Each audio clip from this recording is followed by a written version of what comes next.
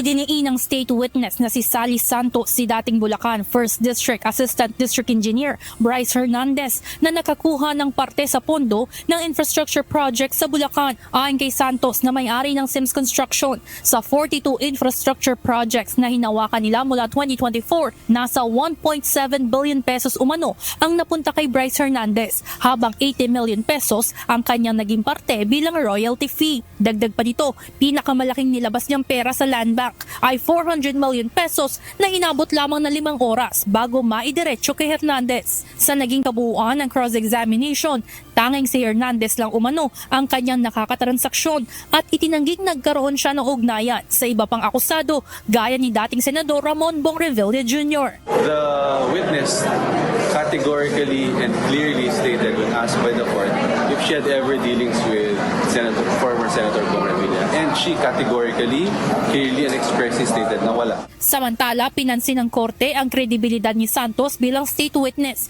Ito ay dahil tanging si Hernandez lang ang kanyang pinapangalanan. Itinanggi rin ito na may alam siya sa kahit anong maanumalyang proyekto kontra baha kung saan ginamit ang kanyang lisensya bilang kontraktor.